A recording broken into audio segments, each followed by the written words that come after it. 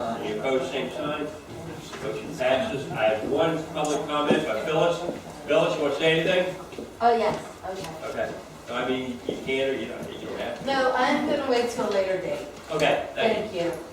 All right, moving to, have nothing in presentations, committee reports, resolutions, down to ordinances. 7A, first reading. Who's taking this, Mike? We'll start. Thank you, Mayor. Yes, we're going to start off with this. This is the two ordinances. In your packets tonight, we have an ordinance related to the hauling, and you have an ordinance related to receiver properties. Before we get into those, I do want to kind of give you an overview of activities since our last meeting. On March 7th, the staff, myself, Brady Garrett, and Mike participated by speakerphone. We had a meeting with Ken Burke, Solid Waste Authority. He was very gracious and provided us a lot of information that is in the support documentation that follows the ordinance in the packet. On March 11th, we had a meeting at the state attorney's with State Attorney Bill Minton, and also with Palm Beach Sheriff's offices, Mike, myself, and Brady Garrett. Got some good information there, relative to nuisances and a number of things. Also during the time frame, we had Frank and Russ Elgin, our code officer, Braden, everybody was out basically working with the environmental crime section of the Palm Beach Sheriff's Office. We were able to catch a couple of folks that were hauling or doing illegal activities as well as properties. We've been very successful there. And on March 7th, per your direction, the town staff did send letters to both the haulers and to the property owners receiving manure, letting them know about the zoning in progress that was in place and some of the things that would be happening relative to that. Okay, so in the packet I mentioned, you have two ordinances. You have the livestock waste haulers ordinance, and you have the livestock property owners receiving properties ordinance. There is a large amount of support documentation that we have also provided you. As I indicated, a lot of this was provided to us by Ken Berg. We do have, just to highlight a couple of them, we do have the information from page 40 from Palm Beach County as it relates to agricultural waste being generated on the site. Pages 44 and 45, the D&P for livestock waste. Page 46 is the chapter 823 on nuisances, which is important. On pages 47 and 48, chapter 386, dealing with conditions that affect public health. And then on page 51, I wanted to call your attention. There is a document that we provided from the Department of Environmental Protection. And on 51, it's highlighted for you, but this is very important. It says, be advised that the Florida Department of Environmental Protection's Office of the General Counsel, OGC, issued an opinion on January 30th, 2003, relative to the disposal of horse manure on one's own property, which is not generated on that property. This opinion states, in part, importing manure and disposing of it on site can never be a normal farming operation. So that's something we're pointing out for your attention, especially as it relates to the arguments about ag uses and receiving of manure. And then the last document I want to point out is a good neighbor's guideline of site animal waste management. There are a lot of good things in there. As we go through the ordinance tonight, you'll see that there may be some tweaks we still need to make, especially related to distance requirements and things that we just did not have in previously. So this is something that you may want to look at. So, okay, so that pretty much covers the information we provided to you tonight. A quick comment on process. We would like to review this tonight, and if you're so inclined, approve it on first reading. If you do approve it on first reading, we would attempt to have a second reading on April 1st. But I need to point out to your attention that the property receivers ordinance would be a land development code, unified land development code amendment. And that means it does have to go to the planning and zoning board, same as the LPA. So if you approve it on first reading tonight and we're set to go for second reading on April 1st, what we would attempt to do is schedule a special meeting of the planning and zoning board. The day we have in mind is possibly make March 27th, and have them do their review of the Unified Land Development Code item relative to livestock manure. So with that, I'm going to turn it over to Mike. I guess the one thing we want to talk to you about tonight is try to find out how you want to do this, whether you want to go page by page or have Mike, give you an overview of each section. But we're at the point where we're all ready, staff, Mike, ready to talk to you about the ordinance and what we put in. I think they're pretty tough ordinances, and I'll stop and let Mike go ahead and take over from here. Mr. Mayor, members of the council, we've got the two ordinances. What I thought we probably should do is go through the first one, which is the hauling ordinance. We provided some whereas clauses which are similar in both of them. When you get to the substance of the ordinance, we provided for definitions. Many of these definitions are similar, if not identical, to the definitions that are in Wellington's. And the thought process on that was that they have some regulations that deal with the hauling of waste. And if we can have consistency in our terminology and our definitions, we can better coordinate our enforcement, perhaps with comparing what they're supposed to do there with what we're allowing here. We did provide for a definition of nuisance on page 4, which is 22 of your packet. That was a recommendation from the state attorney's office that we do provide some sort of guidance on a nuisance, so in case the option of enforcing this through a criminal type sanction is there, he as a prosecutor is comfortable with understanding elements of the crime that he needs to bring before a judge, or at least be brought before a judge. We have permitting requirements for the haulers. We provided for those permits, and many of those are what your current existing requirements for these haulers.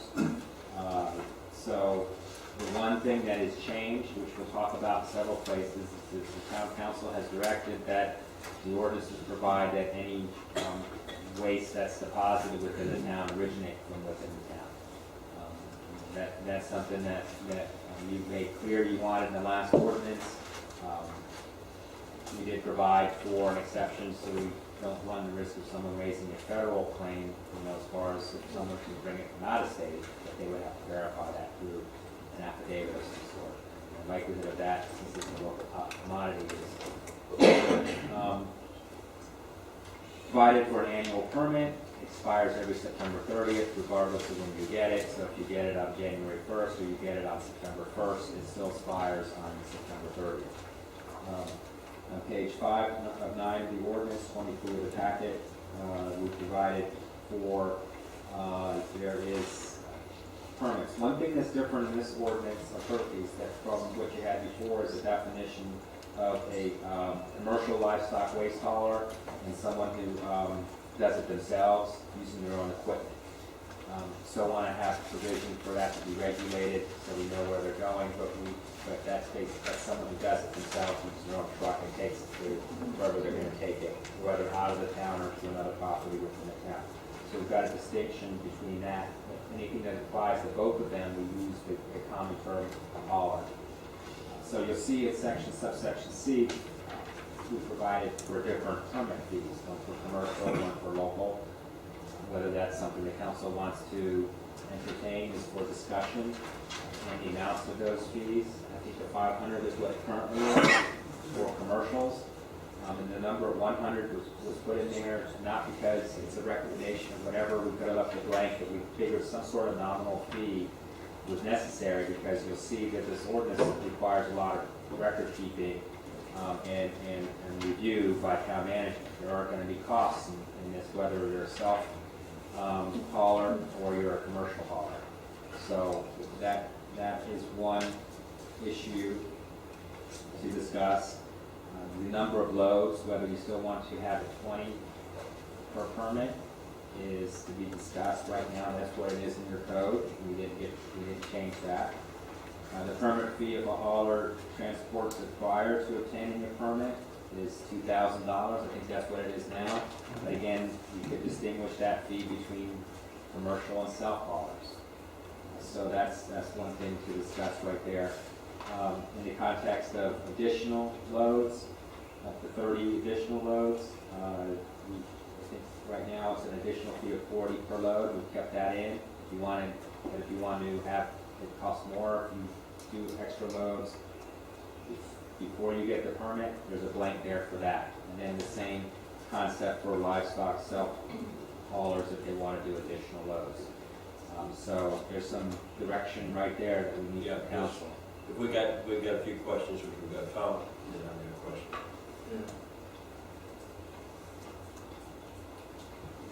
I'm concerned that we're gonna start impacting our residents, you know. The first thing I see is that we're gonna start charging $100 for residents just self-hauling the manure from their own property.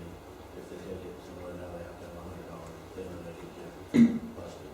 I don't think that's right, and especially if getting busted charges you $2,000 just because you load up some horse manure in your truck and took it down the road. That's not what we're after, and I think we need to stay focused on commercial people. I think we should go back to, if you're a town resident moving within the town, which you always had, it should be free. We're not talking about people with big dump trucks moving, we're talking about, as we talked about people that have their own equipment moving within the town. Otherwise, it's going to be costing people money, and we're going to create an industry where there's one that we're not trying to do that. That's not what I'm going to do. I'm trying to generate one more load for these commercial haulers in turn. So people need to be able to still do what they have done. And I guess that's it for it. And the only question I had was, this would apply to somebody that's hauling out of Loch Cheshire Grove? Yes, So if somebody comes in just to pick a load up here and takes it out of Loch Cheshire Grove, they would have to have the $100 or the $500. the 500 if they come in to pick it up. If it's a resident, or if he's doing it himself and taking it, wherever they take it, it's $100. The only thing that and going back to our intent again, is to keep manure from coming into Loch Cheshire Grove. So I just want to be careful that I don't make it hard for somebody that has a horse farm that doesn't really have someplace to take it in Loch Cheshire Grove, just wants to get rid of it. And I'm afraid that now a hauler will say, well, I'm not going to come into Loch Cheshire Grove to pick up your waste To raise the price. because it's going to cost. So then it would automatically raise the cost of the resident. So, I mean, I guess I've got, that's my problem with it. If somebody wants to haul all they want out of Loch Cheshire Grove, I'll take it with a dent.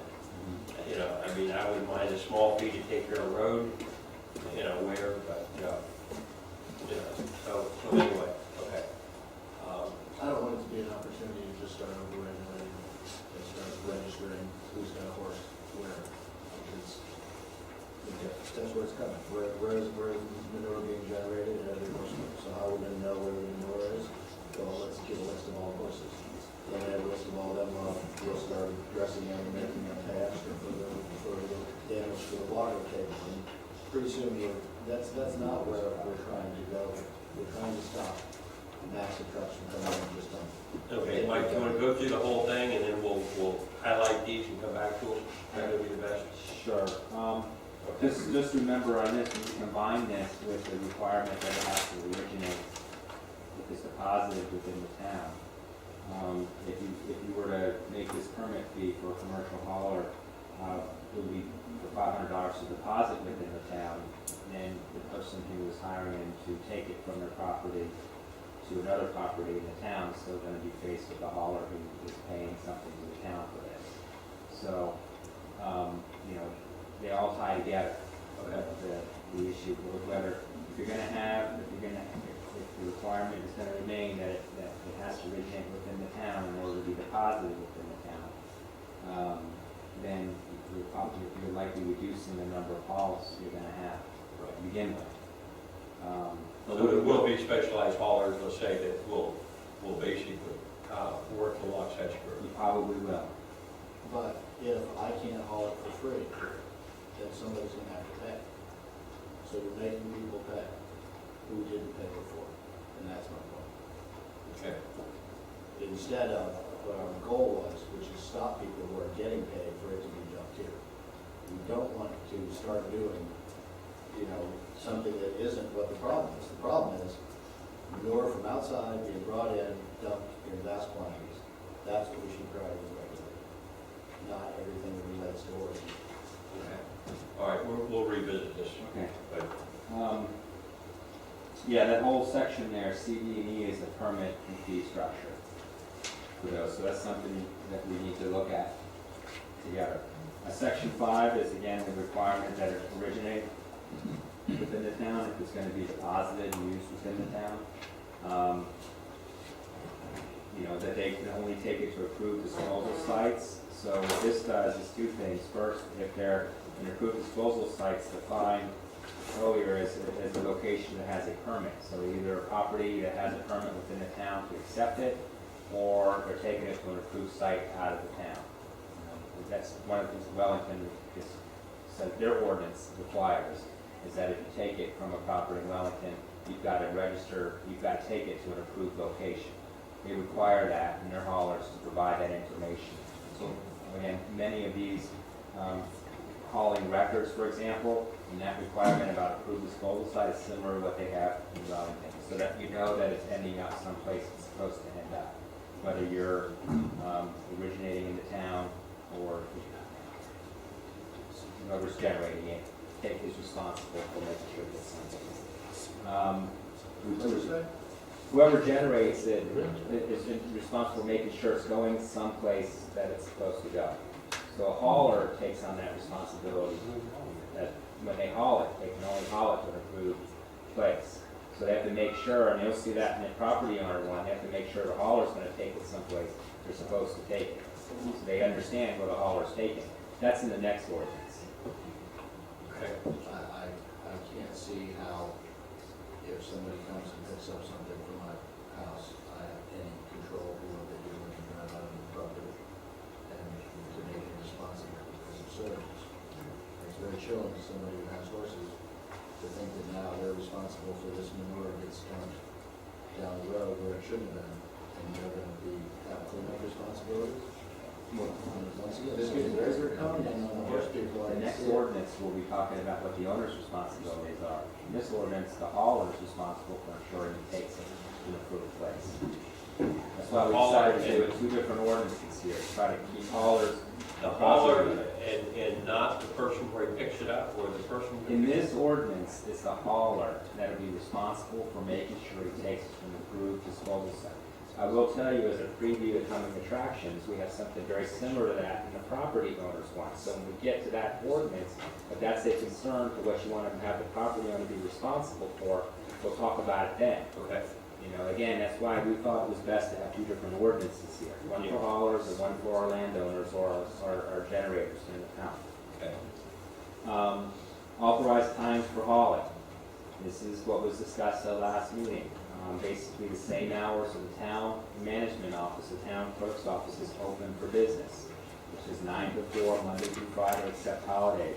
Now, I said it's listed on the town's website, because I think we've got to provide somebody with ability to see when there's a holiday or not. You know, the town may be closed more often than everybody else is. So if you don't want to do it on the town's website, then we've got to provide them a list.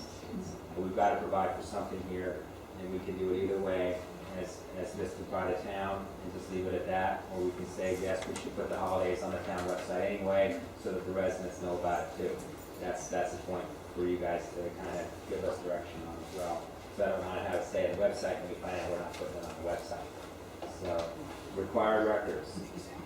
This is one where the haulers have to give us a record by the 5th day of the following month of what they did the previous month. And they have, and again, the specificity of this record is very similar to what Wellington requires to make sure that these haulers are doing what they're supposed to be doing. So, If this works so well in Wellington, it wouldn't be happening here, this was my first job. Because they would, apparently no one's looking at this, or they realize that they're being dumped in unapproved sites, or somebody's lying on the report. Further, I don't know who's going to be checking this. We can't get, we have a list 2 pages long of things that don't get done. We're going to put this on it too, or is this going to become priority number 1? You know, what worked is enforcement of of don't bring it in from outside. That's a simple thing, that's simply understood. All the rest of this is overregulation, in my opinion, jumping into arenas that we're not part of. I don't think that's what we ought to be doing, because we're starting to take away, you know. I'm certainly not even gonna be involved. If I have to go through all this rigmarole, they can keep that. I'm not even gonna bother to go get it. So those people will have to figure out someone else to do. And that guy will probably say, well, I got him now. Because now if I'm gonna do it, I'm gonna get paid. You know, I can charge them $100. In fact, how much for it? $100 a month. Pretty soon somebody had it, thing where it was being used in an agricultural way. It was the old-fashioned Waxahachie thing. Well, that isn't happening anymore because we're taking it over with town regulation. Then, like I say, I don't know who's gonna look at this, who's gonna check it. If they're hauling it out of town, what's it to us? We're not gonna go out to Belle Glade and see is there 38 loads. Besides, they're gonna say, oh, I got 38 from Waxahachie, I got 50 from mine. So how can we prove anything? This is all just a bunch of, you know, it's great, but the real thing is the enforcement that we've gotten, the cooperation we received from the PDSO, having Frank out there and having us do it. That's what's solving the problem. And it's a very simple thing. They're saying, you brought it from Wellington. So they understand it. Oh, I won't bring it from Wellington. Done. It's done and done. Why do we have to go through all the rest of this? I have a problem with it. It's creeping government regulation and really unfunded mandates on the management company, because I don't know how the heck they're going to do this. If they can't do what they're doing, what we want them to do now, how can we add more things to it, not pay them more and expect it done? Doesn't make any sense. Okay, Mike? Okay, the next section is we provide notice in the ordinance that the town council reserves the right to amend an ordinance at any time, so that, you know, people, when they get their permits, they realize you may, like, which would happen this year, perhaps, you know, you may want to make a change to something, and they're agreeing to that. We do provide for revocation of permits. It's, this is the same as it is currently. You have this permit revoked if they violate more than once in the calendar year, and then when it's done, that permit's revoked for a full calendar year. And in fact, we've used that provision currently. And then the last two sections talk about enforcement. The first is a violation of state laws that we use this language to be able to use the state statute on littering when we're able to enforce it. And this particular statute is very useful when it's done without the property owner's consent. It's less useful when it's done without the property owner's consent, is what we found out. It's harder to prove, you know, littering when you're condoning it on your own property as opposed to someone driving in the middle of the night, finding a naked pot and just backing in and doing it, hoping they don't get seen. That's this one is, that statute allows that. In enforcement, we felt that we needed to add some teeth to the enforcement. The schedule of fines was a recommendation from PDSO. It's there for discussion purposes, so you can see that you can have an accelerated fine based on first, second, third, and other offenses. It's not set up to identify yet a different fine set for different types of violations. It can be. We can assign different types, but because a violation of an ordinance is considered capped at 500, we did confirm that with the state attorney's office. We also provide as an alternative, if it goes to court, that as a misdemeanor, the town could just ask the judge to do a $500 fine or imprison somebody. Now, imprisonment comes with its own set of consequences and costs and circumstances, but that is the typical general penalty for a misdemeanor. And then we provide, the suggestion was that we put something over in our ordinance so that if we want to try to seek our enforcement costs back as restitution or court costs, we at least put it in the ordinance to see if the judge will agree to do that. My recommendation is going to be to move that second sentence and be to its own, so that if we own section, so it applies to a code enforcement action, which is what we currently provide for, if we're able to. Now, on the haulers, unless the hauling business is located within the town, the chances are we're not going to get that far with code enforcement. And so that's the hauling ordinance. It's a lot. We talked about that it would be a lot, but we wanted to make sure that we had put things on the table for discussion with the hopes that we've covered everything and get some clear direction from you. And then, based on what you decide to do this evening, it may be appropriate to bring it back as a for first reading based on your direction, or if we're comfortable enough with much of this tonight, we can move forward first reading. Okay. We'd like to do a similar thing with the landowners, and we can go through it now, or we can talk about the two ordinances separately as a project with the council. Okay, Jim? All right, I go through this whole package.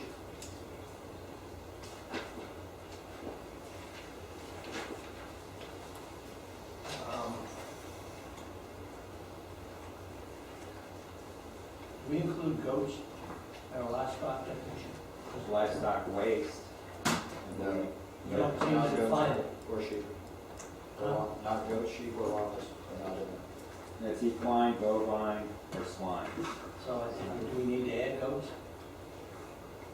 We Sheep can. and goats as a category, I don't know if that's an issue, not for me, well, I don't know if it's something to be complete. Well, I don't know, for example, maybe they're equine, bovine, they're not, No, they're not in those categories. They're none of what you know.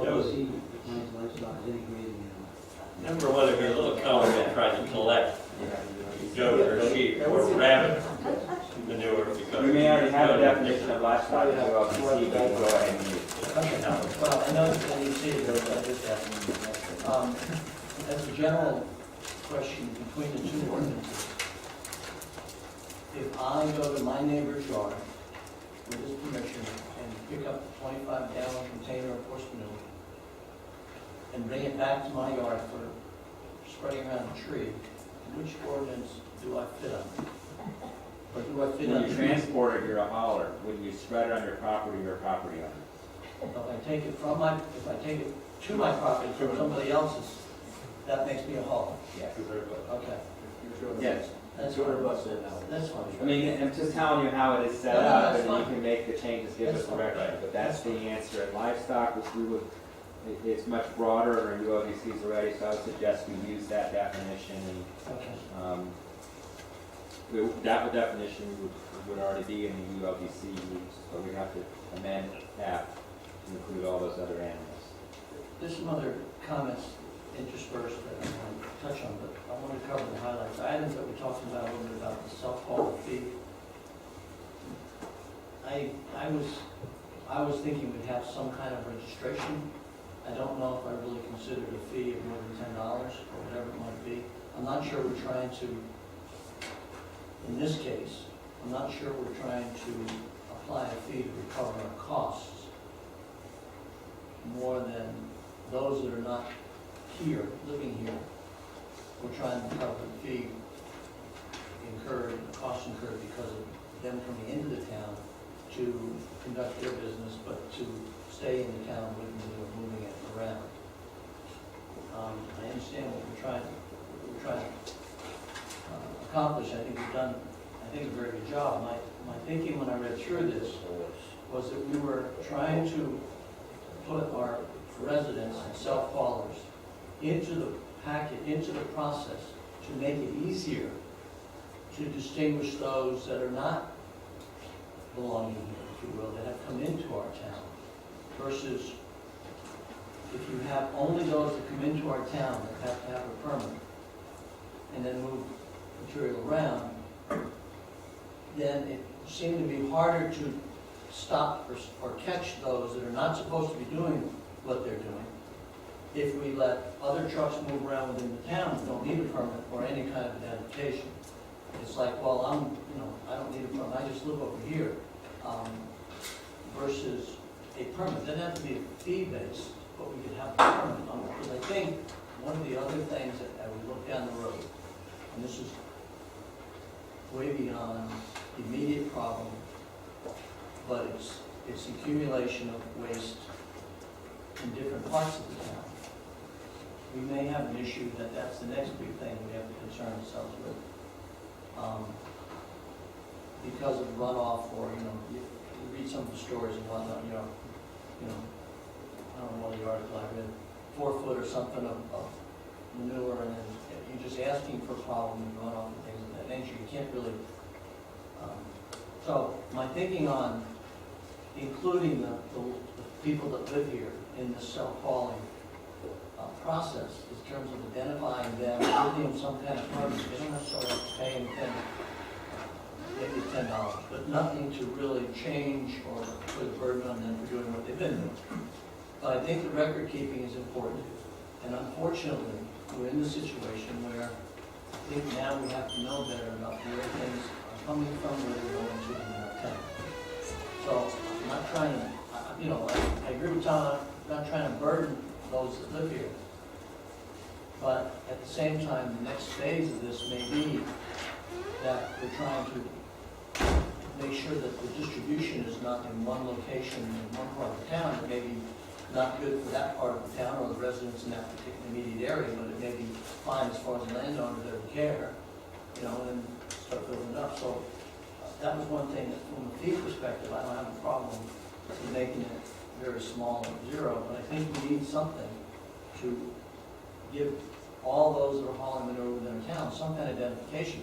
And if they're from outside the town, it's one thing, and you pay a fee. If they're not, the permit fee, if you have hauled before obtaining a permit, would also play into that position where if it's somebody living here and they've done this, I certainly wouldn't want to make it $2,000 for them, but it should be something, and maybe the first time that, it's like a warning, because people won't know that this is really going on necessarily. They just go, like next week, let's say we pass this, and the guy gets up the next morning, and he does what he's been doing for the last 10 years, and go out and picks up the load, takes it over to somebody's place that they've been doing this for all these years, and doesn't even know this is going on. So I think just work that in there, but I do think there needs to be some kind of permitting for those self-haulers and some kind of reporting for the town in general of where manure is ending up within the town from one place to another. I mean, you may, rather than be too specific, just, I think there's a value there. Let's stick with that one question. Let's decide how much the self-hauler could be. What are your thoughts? Anybody? Well, like what Jim said, it was like $10 and maybe 100 if you violate it, or you warning for the first time, educate for town residents. Everybody all right with that? $10, or we got 25, what do you want to do? I'm here 25. Okay. But a small one, That's right. Let's say 20. Compromise. Okay, 20, everybody all right with that? $20 per permit, and a warning or $100 fine. And they've got it, part of that permit is to report to the town where it's going. So, that's $20 fee, and that's for the self-haulers that are within Lock Extension Group. Okay. So a self-hauler would have different record keeping than a commercial hauler? Yeah, exactly. Well, how much different would you say based on what we said?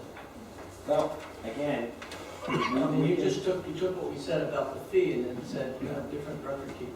no, because right now, we've made all of them require, if you look at section 8, we have hauling records identifying the waste source, quantity in cubic yards, waste disposal site with quantity deposited in cubic yards within the approved site. It includes signed load tickets or affidavits certifying the loads.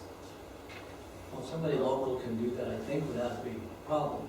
I think a commercial's going to be more formal, but I mean, if I have a list, I've got my 8.5 by 11 and I stick it in the truck, and I just write down, I just brought this from this address to this address, and so many, and I turn that into the town. That should be information that's of value, and it doesn't have to be any different than maybe the formality of the form, but the information, I think we still need the information. And I think,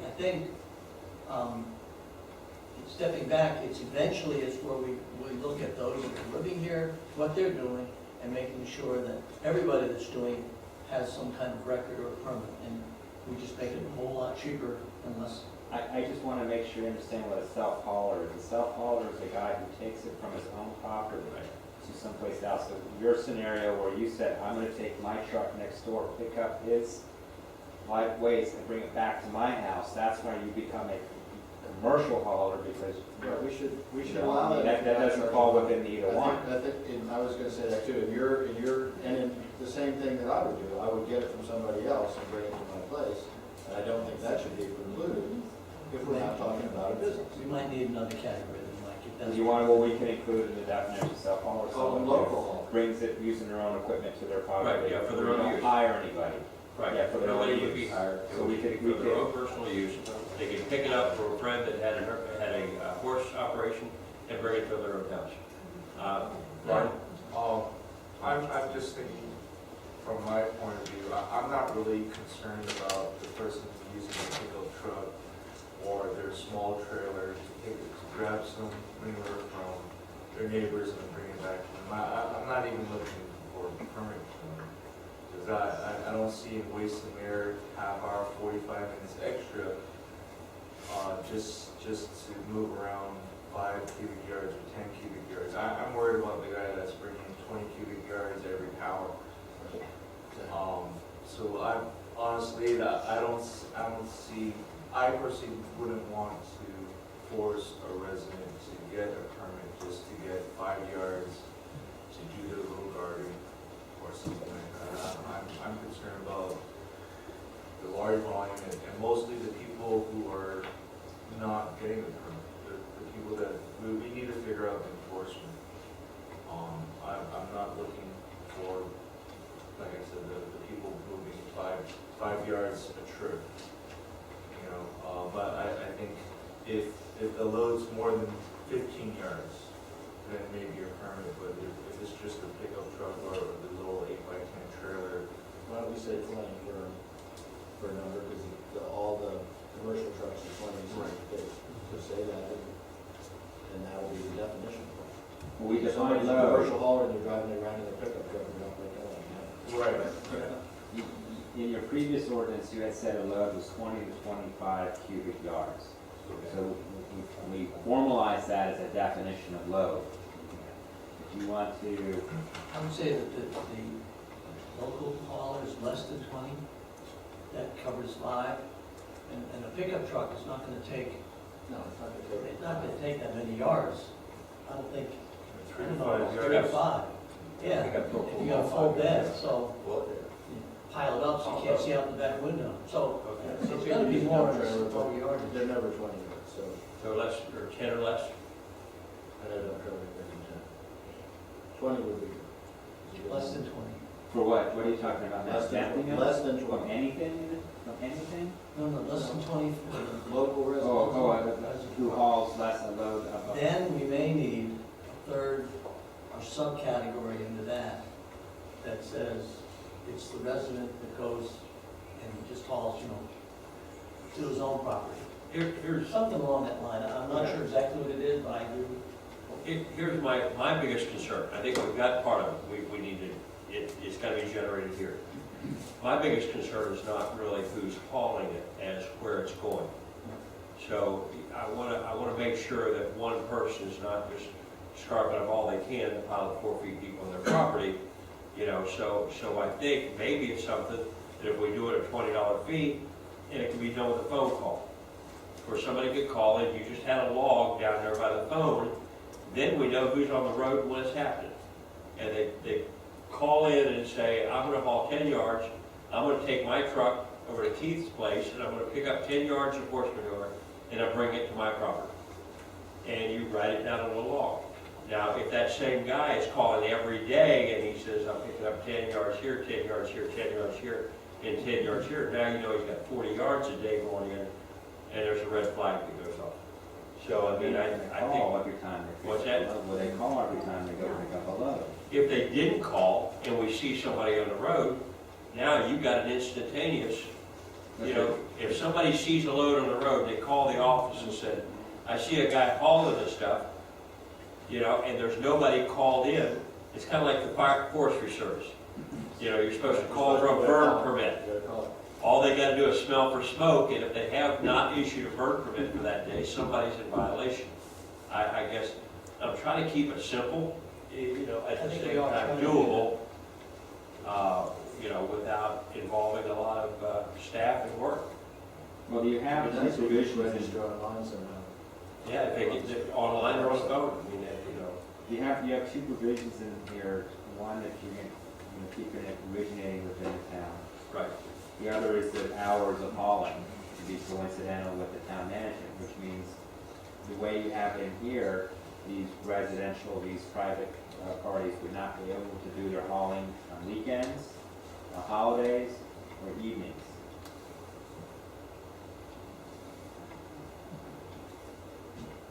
I think that is correct with a commercial guy that's gonna work within Los Angeles Groves. I think he needs to be held to those hours. At the same time, it's a homeowner going for a pickup The truck. thing is, if the police or a friend is driving around, and he sees a dump truck full of manure, then he has one thing in mind, this is a commercial vehicle, because A, it's already met the test. It's 20 yards or bigger. It met our test, it's a commercial vehicle, as far as, it's a commercial haul. If you see a pickup truck, that's one of us. It's not hard. Right. Because there's no way for a 20-yard truck to be the little guy, and there's no way the other way around. It's there by what you look at. It's obvious. What do you think of that, Mike? No, I'm not trying to argue with you. I'm No, looking at it from no, the no. enforcement. Is that aspect. enforceable It's- because we're talking about a The truck? issue is the guy on the side of the road, the DDSO guy who sees a pickup truck. You don't have to worry about that, he's worried about dump trucks. So if he sees a dump truck coming in from Southern, not a dump truck, say a pickup truck coming in from Southern, is he not to be concerned about that? One of the problems we got with that, though, Mike, honestly, is you've got how many lawn services out here? You can't really tell a pickup truck is loaded, whether he's got leaves, branches, or you can tell by the smell, but that's about it. So, I mean, to try to, I don't think Frank's ever caught a pickup truck load of horse manure once, but he's caught numerous big trucks coming dumping one, Well, 2, 3, 4, 5, 6. It may be that we can distinguish the regulations based on the size of the load and the person who is hauling it. For example, you could keep a self-hauler as someone who takes it from their property, that they generate, takes it to someone else's property for its proper use within the town, and that it's a maximum size, it does not reach a size of something yards. Yeah, how about we say, the local resident utilizing a vehicle with a capacity of less than 20 cubic yards. That way, if the guy's coming from Boynton Beach with it, it's not okay. right, there's another reason. It's not a risk. And the only thing they have to do is look on your driver's license and see where your address is. And Well, if a it's not self-hauler by definition is someone that's originated in the I town. know, but the thing is, when you pull me over on Okeechobee, you don't know where I came from, you don't know where I'm going. But if I have 20 yards or less, and I'm a local resident, then I'm not doing anything wrong. Your other way, you have to do a criminal investigation unless you happen to follow me from the point at which I loaded it to the point at which I dumped it. Or you have to catch them coming across Southern, which is what they did. The enforcement was very easy. And it stopped, really. Well, in that the doors closed. situation, they would fall within your definition of a commercial, is what you're saying. Is So you're if gonna they're regulate- bigger, then they'd have to have the permit. I said if it's 20 or bigger, they need. Or if they're it's 20, less if it's than less 20, but they don't need a permit. but they're not a resident. No, that's not Less okay. than 20 is not a self-hauler, or he's not a local getting some for himself. I'm concerned that we have less than 20, in that the distinction between a vehicle that's 19 versus a vehicle that's 20. I'd like to have some clear space between those two numbers. If we can, I don't know what the practice is of those in the community, or how big a vehicle they're loading and bringing from one property within the community to another as a practice. But a pickup truck is not going to be anywhere near it. If you're using a larger vehicle that holds 20 within the town, then I think we're creating that question in the minds of, you're going to have, if we're trying to get PPSO to help us out in enforcement. If we make it harder for them to make the determination when it's easy to make that decision, then we're gonna lose their support, we're gonna lose their enforcement. So I'm just looking for something that we could say initially, that we set something up with small, and we keep talking about locals, and we keep mentioning pickup trucks. So I'm kind of trying to gear it to a size that's more pickup truck-like. See, But there's probably dump trailers involved, and, you know, people who, Yeah, It'd well, be an easier way to do it. So maybe we make it 10 yards, because that would be a good, you know, the size for a person, because a pickup truck, if your bed was 5 feet wide, 8 feet long, if you pile it, you know, it's 270 cubic feet is 10 yards. You have to pile it 8 feet high. You get 10 yards in a pickup truck. So if it's 4 feet high, that's 5 yards. So 5 yards is about the most you're going to get on a pickup truck and still be able to drive it and see. So if we double that trailer, let's say a guy's got a little utility trailer he uses on his place, that's going to haul 10 pretty easy. You know, and let's make it a 10 yard. That eliminates dump trucks or bigger trucks, utility vehicles. yeah. You know, if we see if it doesn't work, you can see what I'm saying, is an easy visual distinction. You can make a decision right away, we're trying to get people to really get the guys that are coming in here that should not be, first of all, not dumping in here from outside, but secondly, dumping a lot, people within the community living here, that takes lots of loads and daily are moving lots of stuff. That, I think that's also a secondary issue that we're gonna see as we go down the road. But if we can agree on something like 10, it's clearly gonna be a big difference between the truck. And if it's 15, you know, I'm not sure that Deputy's gonna know the difference. It's not gonna make a 15. calculation. You know. But if we make it 10, I'm just saying, use the Yeah. 10, and if somebody moves 15, I don't think anybody's gonna be calling them out on it. Right. But it makes it easier if we say it's 10, this helps us with the distinction of the category now. You know, somebody wants to show me a bunch of folks that do it, and they're moving with a lot of dump trailers with their 15, 20 yards on them. Then maybe we have to give them a special permit, but I'm looking for, as we start down this I mean, path. we could say something like that, as long as we say that there is a way that we don't all of a sudden turn into a commercial hauler, as long as you're still not at that level. You know, it really depends on what you do. Yeah, And we have problems. We shouldn't take away people's rights to solve the problem. no, and I agree with that, I don't think anybody in council doesn't agree with that, but let's just maybe use the 10, and then we'll see where that takes us. If we have somebody call us up and say, hey, you know, I've been doing this for years, and I've been moving 15, approach it, you know, we have to, you get one guy calling over 6 months, and Mark says, hey, it's gonna be okay. The thing is, we don't need the deputy to start to pull over all the Right. lawn trailers with dump trailers. Okay, like, We So need him to pull over but- the dump truck.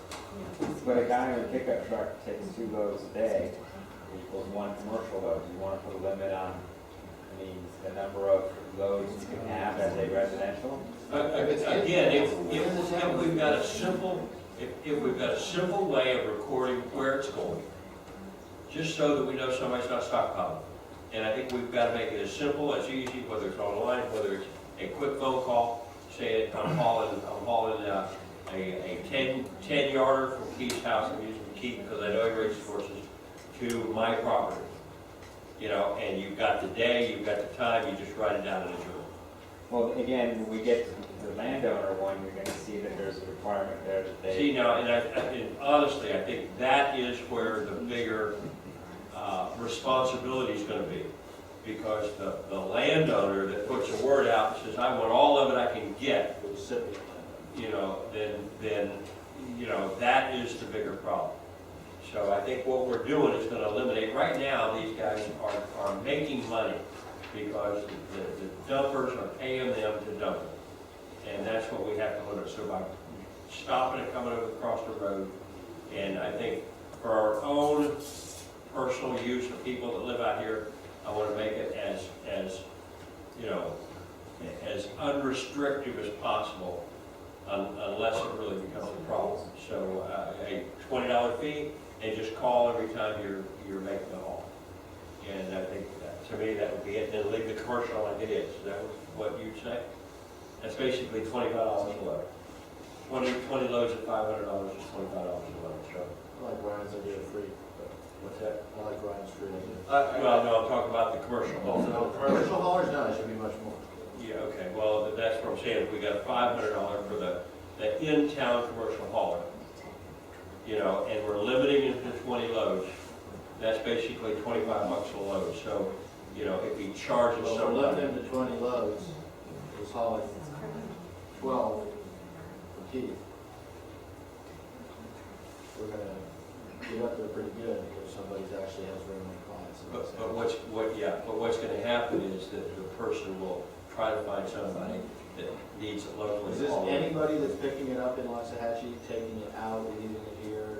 Well, and Is that's. is that this hauling? I mean, I'm That's just what asking, is commercial that what hauling this, is, that's correct? what commercial hauling is, definition You is? should just pick it up. Pick it up, once you pick it up, whether you move it in town or you take it out, it's the same. Right now, that's how it's written. 20 loads may be pretty limiting to somebody who has more than one location. And also not only that, how are we gonna force, how are we gonna keep track of the guy? Only through that self-reporting. Right. And where it's going. He might say, oh, I only did 10 loads the whole year, when he's really done. Well, he's a got it. 100. He has to give a monthly report, and if we're gonna distinguish again, which sounds like you want us and continue to be, focus in on the commercial haulers, this section that has required records, you require them once a month to tell us who they picked it up from, how much they picked up, where they took it, with verifiable information. So if we felt like we felt there was being an abusive hauler, we would have the right to audit those records to confirm for ourselves how many trips they actually undertook and whether they're exceeding the limit of the permit. And you know what, maybe we want to do that, but also do the same thing with the hauler or the online that day. A quick call to the office, put it on the, you just have a journal right there, it's not going to take a lot. Okay, hauler XY is hauling from this place to that place. And just write it down, and you got the time of the call. And if all of a sudden this person complains and said, look, this guy's made 4 trips in here, and he only made 1, you know, and maybe that's a simple way of monitoring it as to what's moving around Waxahachie roads. Yeah, I can see people saying, I called the town, I can't believe you Yeah, guys but you did Yeah, have they it. didn't write it down or whatever. Well, yeah, but Yeah. you have it right there on a, you know, legal pad, you know, write it down. I think the commercial hauler needs to submit a report. If he wants to call also, that might be one thing. If he doesn't, we have too many to this, I call. I mean, secretary didn't call, or this didn't call, you know. you're I not gonna swear do we that. called. But the monthly report's easier to fake than a call. It's easier to fake. Yeah. That's It's what not, I'm saying. it's not harder to audit necessarily. Okay. Well, Well, I think that's, Okay. good enough. all right. I had a couple of things just quickly mention, and that's extensive to this conversation. Mike, you got 3 of 9. It says for a period of 30 to 90 days when we have composting. And the point we're making here is that this is not like we have in Wellington. The day it's produced that evening, we have it here in Waxahachie Groves. So, I know most of us know the difference between today and a week ago, or a month ago, just by walking in close to it. So, that particular point we're including that, that's everything that goes on in the town. That's coming from my neighbors, and I ask them to bring it over to my house, or if it's coming from a commercial trucker moving from A over to E road. That's the same condition, right? That it's actually, if you would, aged. Well, that's what it provides for, so that you're not stopping someone, if this is gonna regulate someone who's getting composted, fertilizer or something. It's been treated, it's gone through the composting process. It's not included in the definition of livestock waste. So, you're not catching you're not ensnaring folks who are bringing in composting. You only need this fresh livestock waste directly from the source. That's Well, why. I'd like to actually include the condition that has been not posted, at least naturally, for a period of time, so the aroma erodes and the flies and whatnot. But the other thing on page 5, the top of the paragraph, continuing, it starts with will confirm prior. In the beginning of the third line, it says carry over for bona fide agricultural purposes. And the more I read in some of the backup, it's encouraging as to that there's a way to do it and a way not to do it. And personally, from a nursery perspective, I don't know of anybody that really grows plants for sale and not just trying to keep their property look like it's growing something. Uses manure. I've not met anybody in Montech grows their own nurseries. We have that does it except one that really wasn't selling what they were doing. They were trying to just maintain the property look like it's ag. So the point was, I'm glad to see that some of that's going on, but should we include right after agricultural purposes and following BMPs for the use of livestock waste? Is there such an application for that term? Well, again, when we deal with the property owner and their use, it requires it pursuant to a BMP. Okay. And we can talk about that a little bit more when we get there. Our thought process was this DEP guidelines that I think is the most recent that's been issued, that's providing a backup, would provide us guidance and other folks guidance for following a BMP when they're using livestock waste. Okay, that's all I had for this point. But, just to refresh what I sense the direction of the council is that we need to make a clear distinction between the self-haulers and the commercial haulers. When it comes to the self-haulers, it's for folks who are either originating it and getting rid of it on their own, or for people who are going to pick it up and bring it to their own place for delivery, for their own use, okay? And it's limited to a vehicle capacity of 10 cubic yards, okay? When it comes to that type of use, the self-haulers, you're less concerned about the regulation of them. You would make us provide some sort of notice for folks to provide the town when they're going to be doing a self-haul. And a very nominal permit fee. Right. A registration fee, whatever you can call it, to distinguish it.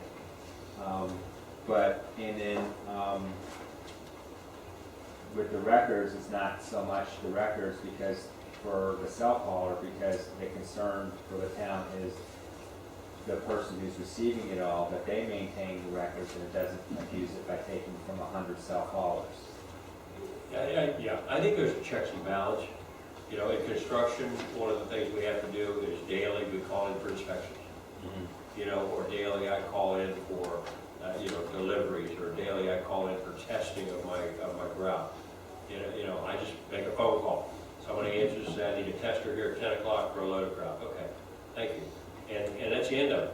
And I've never heard people say, oh gee, I called you, but you must not have taken the call. So if we're able just to write it down, we've got a record of where they picked it up, where it went, and it's very simple. And we keep the fee, $20 or whatever, just to kind of cover that. And I'm talking a very simple log that we just look for trends. And then we do and then we're going to keep the commercial same thing, right? $500 for 20 loads, and it's got to be within.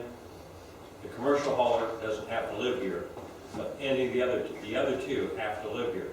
So if The self-hauler, by definition, has to live the here. self-hauler or the Accepting it. personal, Right. the or personal generating use. it. Yeah. Okay. But the hours, the authorized time for hauling is for either one, is only during town business hours? My only thought on that is, I think it's proper for the commercial, just during the town office times. For the guy that's gonna haul it himself on either Saturday, he might work all week. You want to allow that on Sundays even, before you allow anything on Sundays? Yeah, I would say that, nobody needs to be bothered by the noise or the flies on Sunday, so let's allow them to do it, Saturdays or daylight only, maybe. you know, daylight hours, Monday through Saturday. And if we have, if they could register on the web, that, you know, they could, you got a question mark? I'm just thinking that negates what you're talking about as far as calling us and letting us know if they're doing it beyond office hours. You can put it on the messaging, on the answering machine. Probably the cell phones right now, not good. Yeah, we're just talking, but even then, if it was a Saturday, you know, You they, know, once again, because we had other people bringing stuff in and dumping it and people making money off it, now we're turning a huge rigmarole on our people, which I really don't agree with philosophically. You shouldn't impact me if I'm not doing anything wrong because you're trying to catch somebody who is. It's like saying, look, we're just not gonna let anybody have any guns because some people use them wrong. That's not right. And that's what we're trying, that's exactly what we're doing here. We're imposing new fees on people that never had the fees before. It's gonna raise Keith and whoever else has the stuff hauled off. It's gonna raise the price they're gonna pay when they weren't the problem. so you're saying that the person that lives in Loxahatchee Groves could either self-haul or pick up with no registration or no fee? As long as they're not driving a great big dump truck. That's Because I personally think like the person with their horses, they're not removing the waste from their property every day. Not even every week. Maybe once a month, if they're doing it once a month and doing, you know, with their trailer 2 or 3 times for that one time a month, I'm fine with that. I don't see the commercial guy using a 10-yard dump trailer every day to move all the waste, so. I mean, it sounds like what you want to do is define your self-hauler and just exempt the self-hauler from provisions of the ordinance. I think it's easy. Yeah, I mean, that's what that's what it sounds like to me. So then if you do that, you're not regulating, you're not requiring them to register, to call, you're not requiring them to provide records, you're not requiring them to limit their hours that they do it. You know. on the theory that they're not hauling that much. Well, yeah, I'm just saying, I'm just pointing out, and with expectation being that, when it comes to enforcing commercial dumping, they're not gonna they're gonna be looking for, you know, trucks with a capacity over 20 yards. So that if you have a situation where, you know, someone's getting more trips of less volume, that's where the importance of the next ordinance is going to come into play. Okay, so it sounds like what you want us to do is, and to be honest, I'm not comfortable doing a first reading on this evening, is bring it back. We call it an ordinance relating to commercial hauling. But again, you want to exempt, well, by definition, the self-haulers originating within He's a resident of Loxahatchee Groves, within the property. I So, would include that definition and category, but they're exempt from. well, that's exactly right, I want to define it right. Okay, right. But I want Define it, but they're exempt But from. they're exempt from all the provisions of the ordinance. That's kind of what Everybody I, on board with that? It's okay for now, I'm just concerned If down we the could road. you fix get that, stuck yeah, on a yeah, we situation, might be you have to come back. Well, like you And said, hopefully the landowner- landowner, that's where we're gonna That's pick the that up. side to take that up. Yeah. Yeah, that's what I'm waiting to see. Okay, I've got 3 public comments, Frank Shiloh, Lawrence Corning, and Anita Corning.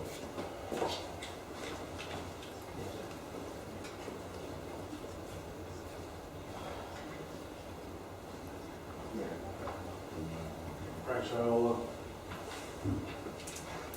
From an enforcement standpoint, this is cannot be enforced. The sheriff's office, that's their biggest problem out there with their environmental crimes unit, is that they're having a hard time enforcing it because of the current ordinance that's in play. What you're doing here is you're making it almost as hard.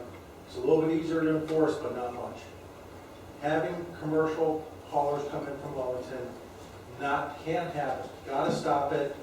You know, we did it in a week and a half. I mean, because the council was united. Stop it right now. They gave clear direction to town management. Stop it right now. We don't care what you have to do. Move a mountain. Stop right now. Well, we did.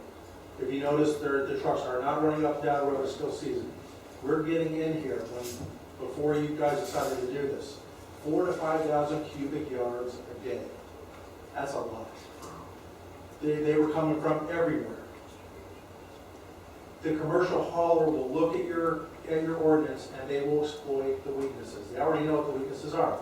You don't have the people like Wellington does. You don't have 15 people, 10 people that work for code enforcement that are all around. You have a couple of people that are out there part-time. You have the environmental crimes unit that they're here and then they're not because they have other stuff they have to do. If it wasn't for them, I can tell you right now that we would still be having a major problem here because we don't have the enforcement. So go ahead and as far as your residential hauler goes, you look at a dump trailer, 5 cubic yards. That's great. That's something that's easily enforceable. You can look at that. 10 cubic yards, what you're going to end up having, and I can see now that, and I can tell you this, that we've had a meeting with a couple of haulers, and this is some of the stuff we're getting from, just so you know. One hauler that's been out here for 10 years. I thought the town of Waxahachie Grove's limit stopped at F Road. Everything east of F Road was in unincorporated Palm Beach County. Everything west was in Waxahachie Grove. Well, that's because he was dumping east of F Road. He was dumping, and he was a guy that stood here 4 years ago and told you, I don't need a permit from you guys because I don't bring nothing in here. I'm the only guy that goes in and follows the rules. And he was the one that was breaking the rules. And then he was telling us, oh, I have a license, a best management practice that I go by. And he says, so I can dump over here. I go, well, wait a second. First of all, do you have it? No, I don't. Second of all, where is this at? Well, it's actually for this property out in the cane fields. I said, so basically what you're telling me is that this license allows you to dump anywhere in Palm Beach County, so why don't you take it over to Palm Beach and dump it there, over in front of the breakers? He goes, oh, no, that's not, it's for out there. Well, why are you telling us this as it pertains to Waxahachie Groves? Another hauler went in and told us that, well, that 20 or 40 loads that you had on there for a limit, I thought that was per acre. And there's 60 acres up here on the end of North Road and D Road that's, it's full. I mean, it's hot. So this is what they do. They play this thing about, I don't know, I thought I could do this. They know from an enforcement standpoint it's not going to happen. So let me ask you something, Frank. If we do this with a local person that has a Waxahachie Groves address and they're hauling with a 5 or 10 yarder, and it's not going to be that often, you think that's going to mess up the sheriff enforcing the guys coming across Southern? The guys coming across Southern, they're in 20-yard trucks. They're easy to identify every day. If I go to your house and I go take my red trailer, 16-foot trailer, and I go and hand load it or machine load it with 3 or 4 yards, that is so easy to look at. I'm not a commercial hauler. Sure. But the guy that comes in here that's a commercial hauler, he says, oh, I'm just a residential guy, because we have one of them that lives here, that owns property here and lives here. I'm residential, and this is what you're going to get. I live here, so I'm a self-hauler. And I went over to Bob's place, and I picked up 10 yards. And then I went over to Steve's place and picked up another 10 yards. Now I'm going over to Bill's place to dump. And then you go to Bill's place, and Bill says, yeah, I got 20 yards in, and that was fine, but I go to Bill's place next week, and he's got 500 yards in. So we have to go and make it to where it's not for me to enforce it, it's not for code enforcement to enforce it, so much as for the sheriff's office to go and say, this is clear. It's X amount of yards, they can go and take a quick measurement of it, they can see, all right, it's over 5 yards, these are classified as commercial. The whole thing is to not penalize the people here, but to stop the stuff from coming in. Because we've already, we're basically closing the door after the horses left the barn here. Water quality out here, Bill has been saying it for years. My biggest fear right now is that we have another flooding rain like we had a couple years ago, and South Florida says, here's a corridor where you can't open up your gates. Now what do we do? But by doing what we're doing right now is going to help it. It's going to help. You can't just let it keep going. Right, it's going to help it. Definitely, no doubt in my mind, it's definitely going to help it. But, the biggest problem that we heard from the sheriff's office was, look, we can give us something that's clear and concise that we can enforce. From my standpoint, if I see a truck going down the road, these dump trucks, I know that they're a commercial hauler. They don't need to have anything on them. Right. But you're going to get the commercial haulers that are going to go and tell the sheriff's deputy, hey, well, I picked up from here, and that was 10 yards, picked up from here, that was 10 yards. No, it's a size truck. We're going with 10 yards capacity. Yeah. I think that, you know, if you want to go with that, that's great, but I would definitely go ahead and run it by, you know, environmental crimes units, see, get their input on it about how can we enforce that. If it's easy to enforce it, they say, look, we can enforce that, that's not a problem. You know, that's great. But what I'm saying is that we need to have a way for not only the environmental crimes unit, so that they can go back to the road patrol deputies, to our local district, and say, look, this is how you're gonna go ahead and measure this out. And if there's anything over that, boom, you can cite them right on the spot. Okay, thank you, Fred. Okay, Lawrence Corley?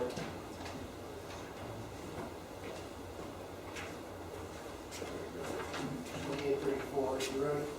I know you're still working on it, but again, you were after the large haulers. You know, on the small haulers, I know that when you had done this ordinance earlier, I worked under that ordinance, and I think I exceeded even your requirements, but I brought quite a bit in and tilled it in. And then when I had the professionals come later, they told me that I saved 2/3 of the fertilizer that I would be using had I not improved the soil that way. So I know that bagged fertilizer, of course I use bagged fertilizer for my potted plants and stuff like that. But what is the effect, I know it doesn't have the phosphates, but what is the effect of tons of fertilizer to put on the field to make up for this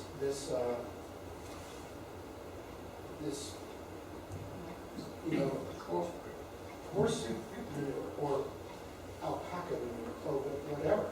I mean, and the other, there seems to be, I mean, even in this latest piece here, you know, the road ahead in this document, you go protecting our natural environment and rural lifestyle. I don't really see ag in here, and I know that ag is, you know, ag from the state level is protected. But what about the people who have come here and don't want to be commercial ag? What about all those people that have been living here and have come here to have agriculture that isn't bona fide? I mean, there seems to be so much pressure in that regard in this town, which seems a lot different than the vision plan in the beginning. There's a lot that seems different than the vision plan in the beginning. And I'm just not following the direction of this ordinances. And you know, when you look at the items on the budget, most of it is being spent in the direction that are not protecting our natural environment and rural lifestyle. They're going in the other direction. 10 to 5 acres. Paving like heroin addicts, which is not rural lifestyle. You know, approval of massive commercials, so we're not even in a position morally to speak about the incredible bell shape of commercial that's going on around us. And as far as not going on Sunday, Sunday may be our Sabbath, but there are Christians who have Sabbath on Saturday, not to mention Muslim and Jews who Saturday. And I'm sure they'd rather work on Sunday. I mean, you're in minutia of ordinance after ordinance. Right now, the book is 4 books wide. It's going to look like the tax code. I mean, I don't know where you're going, and I know people aren't coming out and But you say you don't know where we're going. I know. We're trying to stop the massive the stuff. thousands of loads of horse manure we were getting out here. I understand that. You know, That part is clear. Okay. The And banana that's really farm, what this whatever, whole that thing is I about. understand that. That's what this whole thing's about. But you are, a lot of, if you were to look at the amount of time spent in this discussion, a lot of it is beneath that area.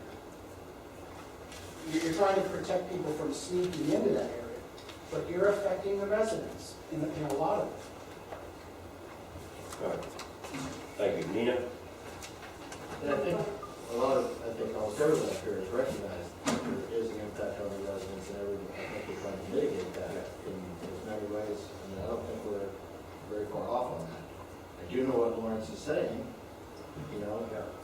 We didn't have the problem, but we've got some residents out here that through greed and everything else are willing to accept every load they can get, and I don't know what they get, $40 or $50 a load, And if they can get 1,000 loads in a year, that's $40,000 to $50,000 they didn't have before. They're not filling it in, they're bringing in the flies, they're bringing in the smell, they're bringing all that stuff in. They don't care about their neighbors, and they're not using it the proper way. All they're doing is dumping it. Like the one years ago on Okeechobee that had it 10 feet up on the pine trees and killed all the pine trees. Nina? You know, 2020 Road, I just want to remind you of why we are talking about this. You know, of course, manure doesn't have E. coli, has a lot of good things. We are on a tremendous amount of sand. We don't have the muck that Wellington has. We do need something to improve our soil with from time to time. If you read the best management practices, you will see that they actually say it's a good fertilizer. However, if you're receiving certain amounts over years and years and years, you should measure it. And what you're trying to do are the people that are bringing it in, making money off it, dumping it, bringing it up to our waste or the pine tree tips, for all I know. And then that's what you need to go after. You're not trying to impact every horse farm that's in this town. And when you're looking at self-haulers, you know how we are in this town. Not everybody, for the few hauls that we're getting from point A to point B, is going to have the vehicle transported.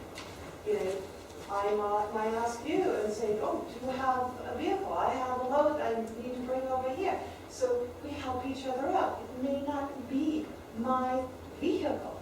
So how do you stop? You be very careful how you create the definitions. How do you stop the guys coming in from Wellington and using us as a dump truck without creating such a burden on the residents? And that's what we're trying to do now. Yeah, and that's what you're trying to do, but there is, honestly, I feel in this ordinance, I heard the direction last time when you asked for this to be written up. What I'm reading is far beyond that scope, I'm sorry. It really is. And we gotta get back to the original. And I've said to you before, look at the percentage of the acres that you have on a property and what's allowed to be dumped. May still be a solution for you. And then, you know, I think when you're looking at, I think it's actually 18 cubic yards versus 20. So be careful on your cubic yards there for dump trucks. You know, maybe that is the distinction that you need to make. Maybe that is it. But don't say that now that the trailer has to be your name and, you know. We're not saying it. Yeah. We're not saying it. Okay. So- John Ryan?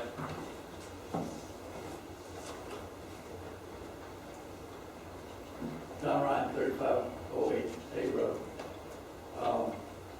I like a rural vision, and I respect not wanting to put money and record-keeping burdens on people. But I think the perspective we need to have is, this is not a normal circumstance. I mentioned at the last meeting that we've got 18 months to 2 years before we're going to have canal water nutrient regulation. It's coming from Washington through the state DEP to us. The only thing that's prevented it from getting us now is they didn't really have a category for canals. They respect the fact that you're going to have stormwater and you're going to have unusual situations. But we face a disaster, and that disaster is the expense of monitoring and the expense of some sort of a stormwater treatment area or some sort of a holding area. We can't afford it. I mean, this is not, does the town council want to be nice to its neighbors and to respect a rural vision? This is the town council. Do you want a disaster in 2 years that's going to make this place unaffordable? And unaffordable because our only choice is going to be to just turn ourselves back over to the county, and maybe we need to take it. You might not. Thank you, John. Okay. We're gonna prepare this and we'll bring it back for first reading on April 1st. All right, John. We read it last council meeting, and our goal is to stop the haulers from coming in. Yep. If DVSO catches somebody hauling 20 yards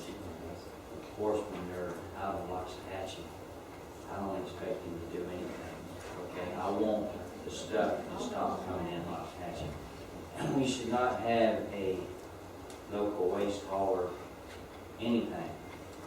We have never had, all this time we've had problems with a situation. It's always been neighbors complaining about dump truck after dump truck. Saturdays and Sundays, we talk about, don't let them do it after dark, don't let them do it on Saturdays and Sundays. Well, I work during the week, I can't. No, if you're a neighbor and you want a truckload of manure in your pickup truck, in your homeowner's trailer, you come in after work and you go get that load. You take your trailer over, let them load it up. Then when you get a load, you go pick it up and take it home. It seems like we have such a simple solution, but yet we keep talking about, we bring our own problems up. We need to keep the commercial hauler just like it is. He pays $120 a load for them to haul it off his property. Now, if they're hauling it off his property, and they're hauling it out of Loxahatchee Groves, I could care less about it. But if they're getting $120 from him and other people throughout Loxahatchee, they can afford these fees, hauler fees, $500 per year. All right, and the penalties and stuff. How long are we going to talk about getting strict with these people and telling them like it is, and then we want to weaken the fees and we want to weaken the cost and stuff? They will still come pick his stuff up as long as they're getting $120 a load and making money off of it. So the priority, like Frank said, if they're coming in Loxahatchee, they need to be stopped. And PBSO can stop them. If they're going out of Loxahatchee with a load, we can let somebody else worry about it. They could be going to 20 Mile Bend where they've got an authorized site, okay? But PBSO, when they see them leave Loxahatchee Grove, their job is done, okay? They're doing what this town wants them to do. So we don't need the two, we need the commercial one, and only to stop them coming in Loxahatchee. So we take something simple and we just keep expanding it, trying to make everybody happy. The residents, the only complaints I've heard about is they're tired of it coming in Loxahatchee. And I've had no complaints about so-and-so hauled a pickup truck load of stuff over next to me today. And I'm upset about it. So, I mean, come on, guys. Let's just keep it simple. Let's stay with commercial haulers. Let's stay with the fees so that they know we mean business and get it done. And the only thing we got to live with is if they want to haul it in out of the state of Florida, that's fine and dandy because it's going to cost them a fortune. So let's just keep it simple and try and get this done so we can stop it. And the other thing, Lawrence, you said about tilling it up. I know a lot of horse people in Loxahatchee Groves. Okay, some of them take it, they actually dump it on my cousin's property, but at the same time, they spread it in. You don't see 6 inches of that stuff laying around. You can't even tell it's there. It acts wonderful as a fertilizer, and it sounds like that's what you're doing with your property. We're not going to get complaints from other residents for stuff like that. So there's no reason for us to dwell on it, to worry about it, and talk about it. The farmers, and I support farmers, okay? When they bring it in and they stack it 18 inches, 2 foot tall, between banana trees and stuff like that, trust me, it does make those banana trees grow. It is good for them, but it's a bad problem for us because when it's stockpiled like that, it is going to affect our water system. So as far as people tilling it into their properties, tilling it into their nurseries, you're not going to have people complaining about stuff like that, so that's a good idea. So let's keep it simple when it comes back. Let's concentrate on the commercial hauler coming into Loxahatchee and be done with it. All right, so you're going to put something together? Gonna have to. Right. All right, how much time do you want to spend on the receiver part tonight? As much as you want us to spend on it, I mean, because this is a ULBC, so this will have to go to Planning and Zoning Board. The next Planning and Zoning Board meeting isn't until April. That's the proper order. April 10. Okay, would the proper order be for them to look at it first? We can, but I'd still like to see whether we, And I don't want to waste a lot of your time, but we thought we were going in the right direction with the haulers, and we missed the target. So we were overemphasizing regulation because of our meetings with PDSO and the state attorney's office. I'd like to at least get some, if you don't want to give us line-by-line feedback, what we would like to know from the owners, and then we can be better prepared for the April 10th. Let's go ahead and go through that. Yeah, I think it would be useful to us. Yeah, let's take about a 5-minute break right now. Okay. Stretch.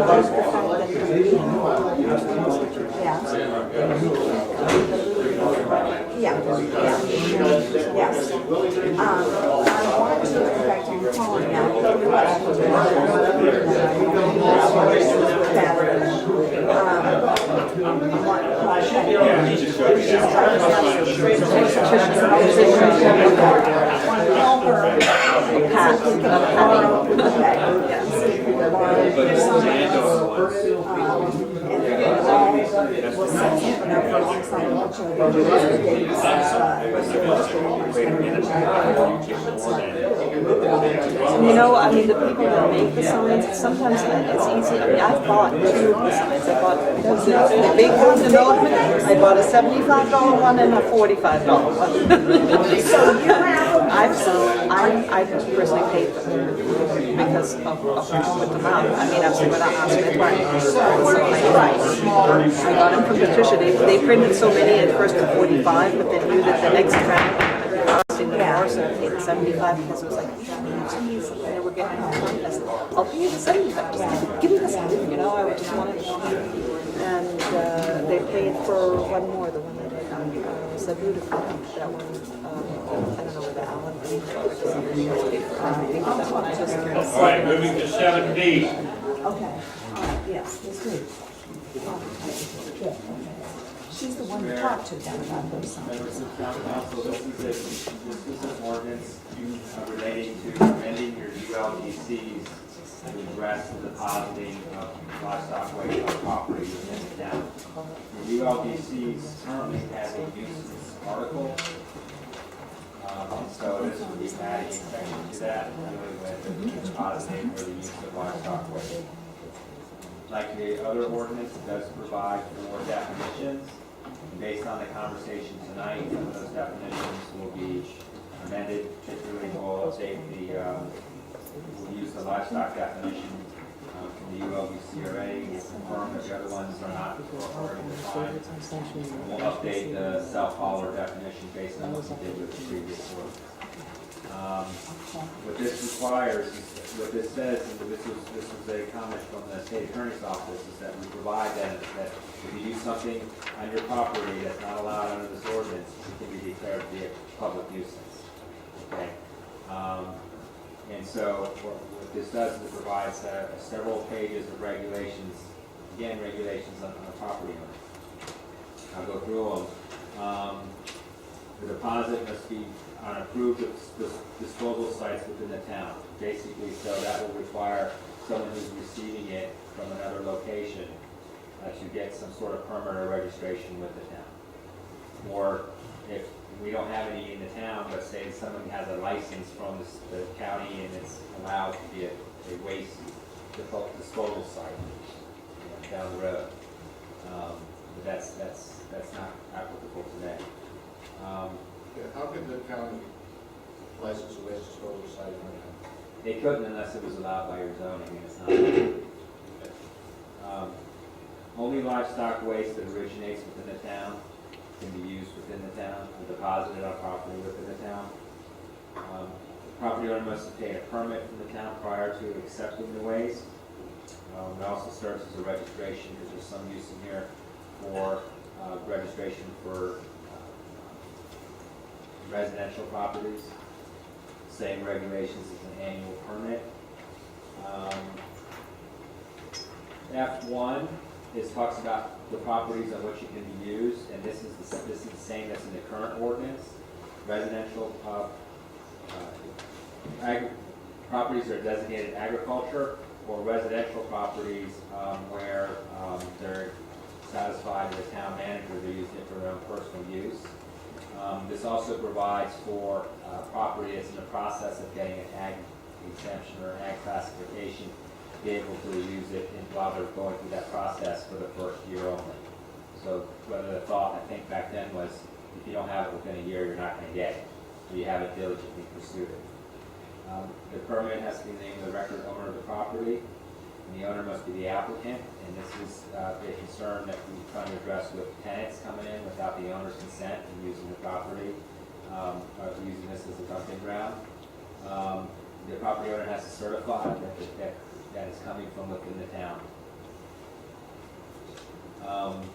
Livestock waste is used for bona fide agricultural purposes in appropriately limited quantities pursuant to best management practices, and they're to provide the town with the DMPs we're relying on for their use of this. Now, with that being said, again, in the backup, we've got this guidelines from the Good Neighbor Guidelines for on-farm and off-site application of livestock waste that was prepared by the Florida Department of Environmental Protection with a grant from the U.S. Department of Environmental Protection. And that's on page, again, it starts on page 55 and goes to page 62 of the agenda. And it covers many items such as, and resources about spreading, planting, cover crops, sinkholes, buffer zones, which we need to talk about, well protection, timing of waste application, when to do it, when not to do it. Some of these ideas, some of these notions we've tried to incorporate in the ordinance, but I think the thinking of the town management was that if someone is following the guidelines in this, that they would consider that a BMP. It's not formally adopted, but it's provided to us by Department of Environmental Protection. I'm not sure if it's been updated. We're still in the process of checking them, checking the names, and to make sure that it's a good application still at this point. Because a lot of the names and contact information, again, was from '02. So we can get more current contact information that provides everybody with a resource to ask questions about their use of it on the property. Now, number 5 is in the current ordinance, and we might want to talk about that. We limit it, the property owner can only get it from one hauler. Doesn't sound like that's going to work when you're, although we're going to exempt self-hauling from this. So this would only relate to a commercial hauler, so a property owner couldn't get it from more than one commercial hauler. Whether you want to keep with that.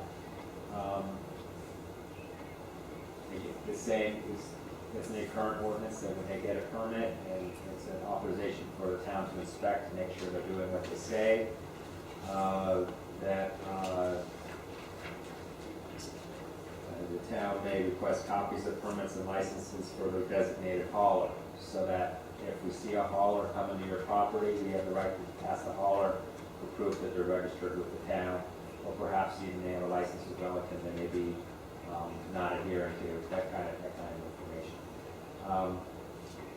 The delivery times for you using your property, again, is limited to what we talked about before for commercials. My assumption is that to the extent that these regulations would apply to hauling, you want to exempt the self-haulers like you did in the other ones. So a landowner who's getting the self-hauling would not have to worry about much of these regulations as to get a permit. But if they're using a we have to write that to make sure that it's clear, that they're not exempt from everything, but for the extent that it regulates the hauling of it, not the disposal or spreading, that they'd be exempt from those. We provide that a maximum of 20 loads with a permit. We did this, that's in your current ordinance, but the maximum of 4 loads in a calendar month is new. And the thought process in that is that you know, that's a 1 load a week, which is 20 cubic yards a week on a piece of property, rather than them getting 20 loads in the same week or the same month or the same 3-month period. This is if you're using for, you know, and again, if that's not what the council wants, it can be changed. The dumping and the spreading in the buffer zone. So notice that we kept them the same. It was 50 feet from the property line or 75 feet from well or the body of water.